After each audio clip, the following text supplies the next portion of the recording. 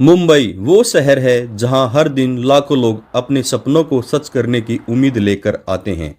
इसी शहर के एक छोटे से मोहल्ले में एक लड़की रहती है, प्रिया शर्मा।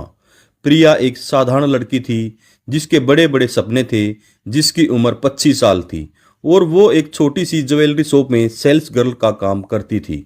उसकी माँ शांति देवी एक विधवा थी जो पास के घरों में खाना बनाकर अपनी और प्रिया की जिंदगी चलाती थी। प्रिया को सोने से बहुत लगाव था। वो हर दिन दुकान में चमचमाते हार, कंगन और अंगूठियां देखती और सोचती थी कि एक दिन उसके पास भी ऐसा खजाना होगा। दुकान का मालिक रमेश भाई एक चालाक और लालची इंसान था। वो प्रिया की मेहनत और लगन से खुश था, लेकिन उसकी नज़र में प्रिया सिर्फ एक कर्मचारी थी जिसे कम पैसे में ज़्यादा काम करवाया जाता था। एक दिन रमेश भाई ने प्रिया को अपने ऑफिस में बुलाया। बोला, प्रिया तुम बहुत होशियार हो, मेरे पास एक खास काम है। अगर तुम इसे कर लोगी तो तुम्हारी जिंदगी बदल सकती है। उसने कहा। प्रिया के कान खड़े हो गए। कैसा काम सर? उसने उत्सुकता से पूछा। रमेश भाई ने एक चमकीला सोने का हार टेबल पर रखा और कहा, यह हार एक खास कस्टमर के लिए है, इसे तुम्हें डिलीवर करना है, लेकिन ध्यान रखना यह बहुत कीमती है। प्रिया ने हार को ध्यान से देखा। उसकी आंखों में चमक थी। उसने सोचा, इतना कीमती हार अगर ये मेरा होता तो मैं अपनी सारी गरीबी भूल जाती। लेकिन उसने अपने मन की बात दबा दी और कहा, हाँ जी, मैं पहुंचा दूंगी। अगले दिन प्रिया उस पते पर पहुंची जो रमेश भाई ने दिया था। वो एक पुरानी हवेली थी जो शहर के बाहरी इलाके में थी। दरवाजा खटखटाने पर एक अधेड़ उम्र का आदमी बाहर आया। उसका नाम था विजय ठाकुर। विजय एक रिटायर्ड बिजनेसमैन था जो अब अकेले रहता था। उसने प्रिया से हार लिया और उसे एक कप चाय के लिए अंदर बुलाया। बातों बातों में विजय ने बताया कि वह सोने का बहुत बड़ा शौकीन है और उसके पास एक छोटा सा कलेक्शन है। प्रिया की उत्सुकता बढ़ी। उसने पूछा, क्या मैं आपका कलेक्शन देख सकती हूँ? विजय हंसा और उसे अपने तहखाने में ले गया। वहाँ एक लोहे की तिजोरी थी जिसे खोलते ही प्रिया की आंखें चौंध गई।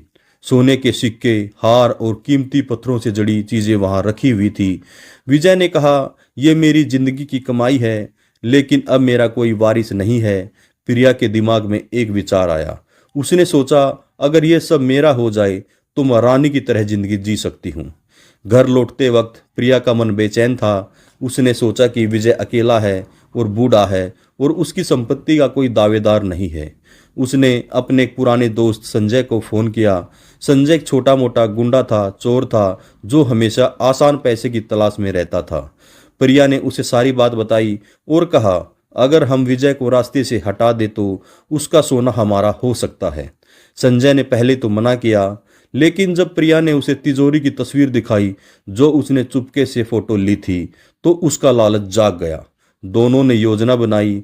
संजय ने कहा, हमें इसे हादसा दिखाना होगा, कोई शक नहीं होना चाहिए।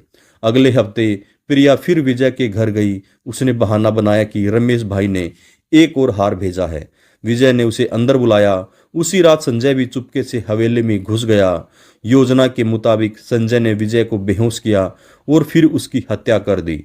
उन्होंने इसे आत्महत्या का रूप देने की कोशिश की। अगले दिन विजय की लाश मिली। पुलिस इंस्पेक्टर अजय सिंह को केस सौंपा गया। अजय एक तेज तर्रार ऑफिसर था जो छोटी छोटी बातों पर ध्यान देता था। उसने देखा कि विजय के गले पर हल्के निशान हैं जो आत्महत्या से मेल नहीं खाते हैं। उसने आसपास के लोगों से पूछताछ की और पड़ोसी ने बताया कि उसने एक लड़की को विजय के घर आते जाते देखा था। अजय की नज़र प्रिया पर पड़ी। उसने प्रिया को पूछताछ के लिए बुलाया। प्रिया घबरा गई, लेकिन उसने बहाना बनाया कि वो सिर्फ हार डिलीवरी करने के लिए आई थी। लेकिन संजय इतना समझदार नहीं था। उसने डर के मारे कुछ सोने के सिक्के बेचने की कोशिश की, जिससे पुलिस को उसका पता चल गया। संजय ने गिरफ्तारी के बाद सारी सच्चाई उगल दी और प्रिया का नाम ले लिया। प्रिया और संजय को गिरफ्तार कर लिया गया। केस कोर्ट में चला हुआ है। प्रिया को अपनी गलती का एहसास हुआ, लेकिन अब बहुत देर हो चुकी थी। सोने की चाहत ने उसकी जिंदगी को अंधेरे में डाल दिया था। दोस्तों, अगर आप सभी को हमारी ये क्राइम की सच्ची कहानी अच्छी लगे तो हमारे चैनल को सब्सक्राइब जरूर करें। नमस्कार, धन्यवाद, जय हिंद, जय भारत।